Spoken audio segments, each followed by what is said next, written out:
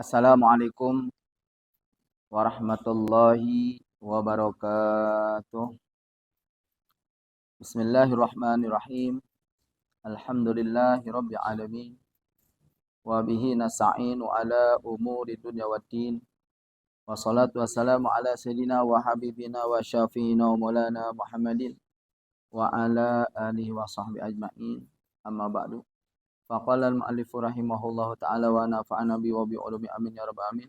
Allahumma akhrijna min dzulmatil wahmi wa akrimna bi nuril fahmi wa ftah alina bi ma'rifati ilmi wa hasin akhlaqana bi hilmi wa sahhil lana abwaaba fadlika wa anshur alaina min khazaini rahmatika ya arhamar Allahumma faqihna fid din wa alina wa 'allimna ta'wil rabbi shrah li sadri wa yassir li amri wa hlul 'uqdatam min lisani yafqahu qawli subhanaka la ilma lana illa ma 'allamtana innaka antal alimul hakim amin ya rabbal alamin. Bismillahirrahmanirrahim. Walakin tetapina yang bagi ayat labu dituntut dianjurkan pisan laka pikeun anjeun.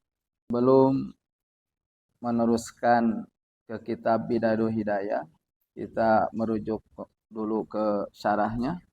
Apa yang dimaksud setelah laka ini? Syekh Nawawi menjelaskan walakin yang bagi tetapi seharusnya, artinya yutlabu dituntut laka bagimu al ibadatu ma'al ilmi, ibadah itu harus beserta ilmu. Dalam pertemuan kedua dan ketiga, Imam Ghazali memberikan peringatan kepada kita jangan sekali-kali dalam talab ilmu mempunyai niat yang tidak baik.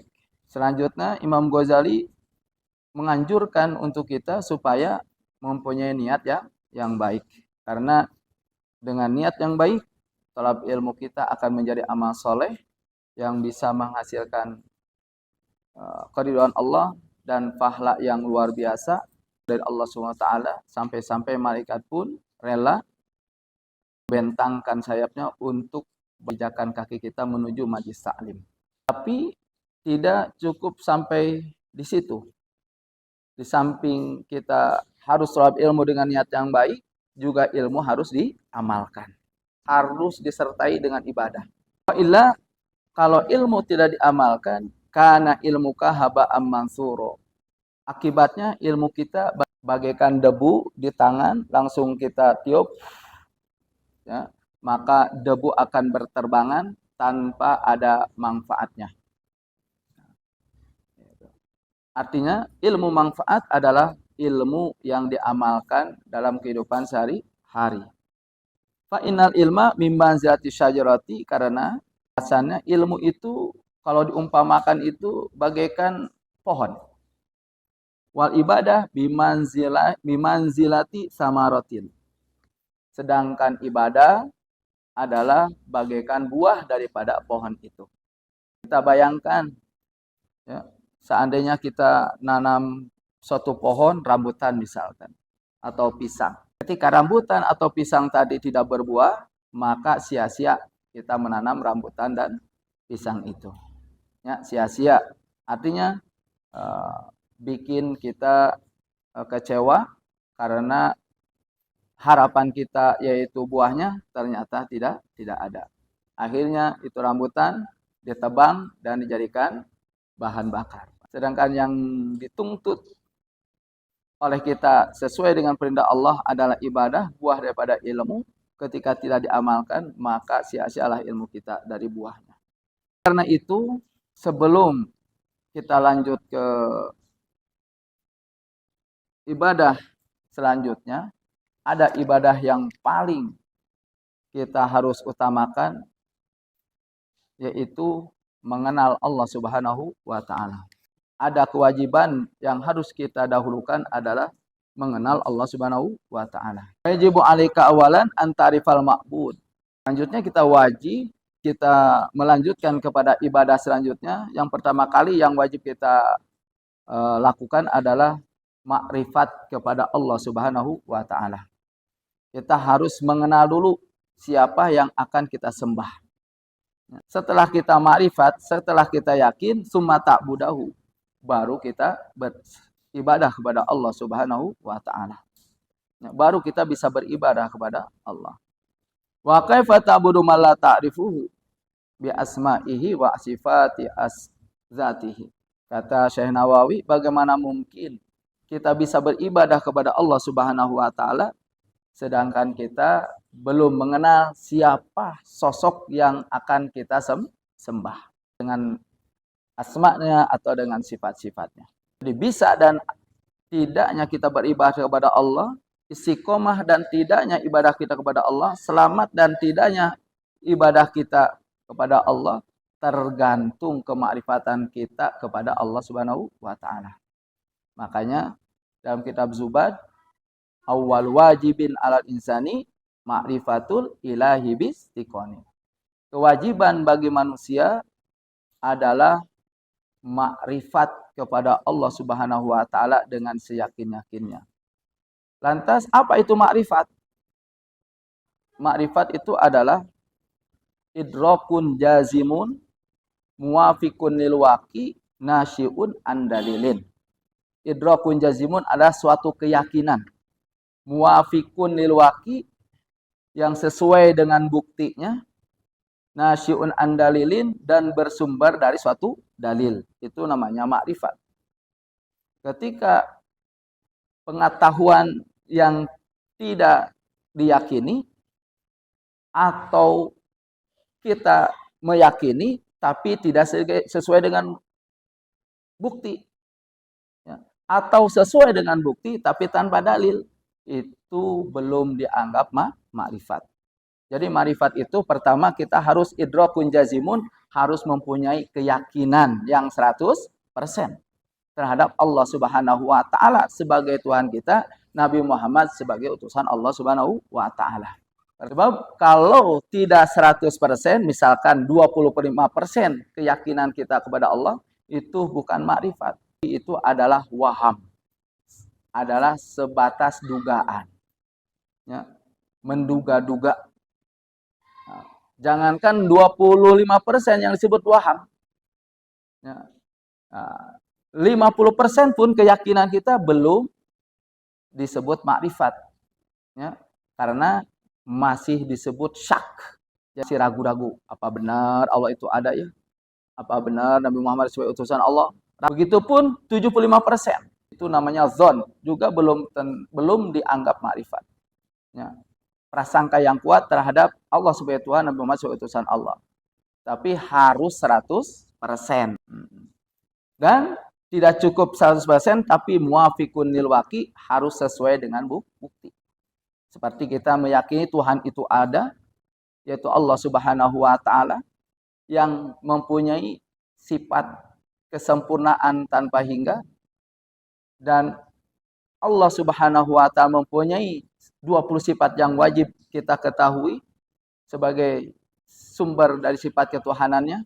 Mustahilnya 20, jaiznya 1. Dan pengetahuan ini adalah muwafiqun lil waqi, sesuai dengan bukti, sesuai dengan akidah Ahlussunnah wal Jamaah, sesuai dengan apa yang telah diajarkan oleh Rasulullah kepada sahabatnya, sahabat kepada tabi'in dan ulama-ulama. Ya, insyaallah. Nasyi'un an dalil, dan bersumber dari dalil. Ya, seperti contoh kita yakin Allah itu ada. Ya, apa dalilnya? Wujudu hadhil makhluqat, yaitu adanya ini makhluk. Karena tidak mungkin ada ciptaannya kalau tanpa ada yang menciptakan. Nah, ini disebut makrifat. Disebut makrifat. Karena keyakinan kita sesuai dengan bukti dan bersumber dari dalil. Ya, Allah itu tidak seperti manusia, ya, yang butuh duduk, butuh tempat, itu ya. Karena Allah itu mempunyai sifat qiyamuhu binafsihi, tidak butuh tempat dan tidak butuh yang menciptakan. Tapi Allah adalah zat yang maha sempurna. Ya, keberadaannya adalah seperti Allah belum menciptakan alam semesta. Ya, tidak berubah. Dalam keadaan maha sempurna dengan kesempurnaan yang tanpa hingga, dan maha suci dari sifat-sifat kekurangan. itulah Allah Subhanahu wa taala. Makanya kita wajib mengetahui aqaidul iman itu adalah bagian dari kitab tauhid ya. Jadi kewajiban kita dalam tauhid itu iman taklid dan iman ilmu atau ilmu yakin ya. Iman taklid adalah suatu keyakinan kepada Allah Subhanahu wa taala sebagai Tuhan kita, Nabi Muhammad sebagai utusan Allah Subhanahu wa taala, karena kita mengambil ilmu ini dari orang tua atau dari guru kita. Ya, seperti ditanya, percaya gak kamu kepada Allah dan Nabi Muhammad sebagai utusan Allah? Percaya Allah sebagai Tuhan, Nabi Muhammad sebagai utusan Allah. Mana darinya? Tidak tahu. Dari mana kamu tahu? Dari orang tua dan dari guru. Sebab saya yakin orang tua dan guru pasti membawa anaknya, guru membawa muridnya kepada jalan yang benar. Oleh karena itu saya yakin Allah itu ada, Nabi Muhammad sebagai utusan Allah Subhanahu wa taala. Ini namanya iman taklid ya, iman taklid. Dan iman taklid ini apakah sah imannya? Ya, emang diperdebatkan para ulama. Ya, menurut Ibnul Arabi dan Imam Sanusi, la yasihu imanuhu, tidak sah imannya. Tapi ini katanya dhaif. Tapi menurut jumhur ulama, yasihu imanuhu, dianggap sah imannya, tapi dia berdosa. Karena apa? Karena dia tidak menggunakan akalnya untuk berpikir, mencari dalil tentang wujudnya Allah Subhanahu wa taala. Nah, kalau dia ahli berpikir, tapi kalau dia bukan ahli berpikir, tetap sah imannya asal yakin 100%, tidak berubah sampai mati ya, itu sah karena dia tidak bisa berpikir. Nah, itu. Yang kedua adalah imanu ilmin. Nah, ini termasuk tingkatan iman. Iman itu ada 5. Ya, maaf, kita ulas dulu masalah tingkatan iman. Iman ada 5. Pertama tadi imanu taklid, pertama, kedua imanu ilmin. Imanu ilmin adalah wahwa ma'rifatul aqaid bi adilatiha. Seperti tadi, ma'rifat. Kita meyakini Allah Subhanahu wa taala ya, dengan keyakinan yang sesuai dengan bukti dan berdasarkan dalil. Seperti tadi contohnya, yaitu namanya imanu ilmin. Dan 2 inilah yang diwajibkan oleh Allah dan Rasulnya dalam ilmu tauhid. Jadi kalau tidak tahu ya, yang 2 ini, maka kita akan beresiko dosa dan siksa nanti di akhirat. Ini adalah makrifat menurut ilmu tauhid. Dan bagi kita bagi orang mukmin yang bertakwa, tentunya jangan puas dengan 2 iman ini, tapi kita harus meningkatkan kualitas keimanan kita kepada iman yang ketiga, yaitu imanu iyan. Ya, imanu iyan yang disebut adalah ainul yakin. Apa tuh imanu iyan? Iman iyan adalah ma'rifatullahi bimuraqabatillah.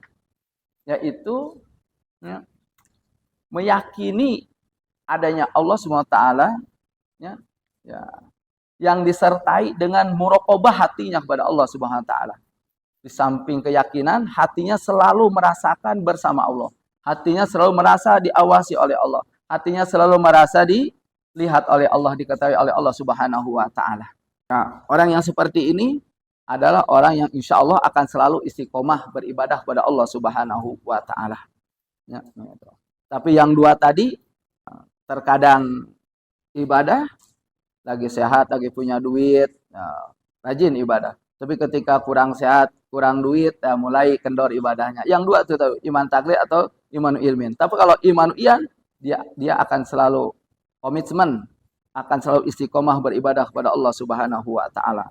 Karena dia merasa hidup bersama Allah dan tidak pantas ya, hidup bersama Allah untuk meninggalkan perintah Allah dan untuk melanggar larangan Allah Subhanahu wa taala. Yang keempat adalah imanu haqqin. Iman hak. Kalau iman hak bahwa ru'yatul haqqi bi qalbi. Iman yakin adalah keyakinan yang berbuah kepada hati sehingga hatinya langsung merasa melihat Allah Subhanahu wa taala. Anta budallah ka'an nakataroh. Jadi seakan-akan melihat Allah hatinya. Ya, hatinya seakan-akan melihat Allah dan melihat Allah ini tidak bisa diterangkan, ya, karena beda antara Allah dengan makhluknya, ya. Nggak boleh dilihat. Yang ini termasuk alam mukasyafah, ya, alam mukasyafah, nggak boleh diterangkan. Nah, orang yang seperti ini hatinya udah basiro, nurul basiro, hatinya udah bisa, basironya bisa melihat Allah Ta'ala, itulah yang disebut imanu hakin. Yang kelima adalah imanu hakikatin, iman hakikat. Iman hakikat adalah al-fana ubillah, adalah makom fana. Ya, dia tenggelam dalam kemakrifatan kepada Allah Subhanahu wa taala. Jadi tidak ada yang terlihat, tidak ada yang dirasakan kecuali hanya Allah Subhanahu wa taala. Itu fana. Jadi makom kita ya paling bisa, kalau yang satu atau yang kedua itu adalah tauhid secara makrifat secara ilmu tauhid. Yang ketiga, keempat, kelima adalah makrifat secara ilmu tasawuf, ya. Ilmu tasawuf. Nah, paling-paling kita meningkatkan keimanan kita ke level nomor 3, yaitu iman iyan, yaitu hati kita harus merasa muraqabah dengan Allah SWT, merasa diawasi oleh Allah Ta'ala, merasa kita dilihat oleh Allah, merasa kita diketahui oleh Allah, merasa kita didengar oleh Allah Subhanahu wa taala, dalam keadaan sendiri, dalam keadaan dengan di kalangan umum, atau dalam keadaan apapun, dimanapun, kita selalu merasa diawasi oleh Allah Subhanahu wa taala. Wassalamualaikum warahmatullahi wabarakatuh.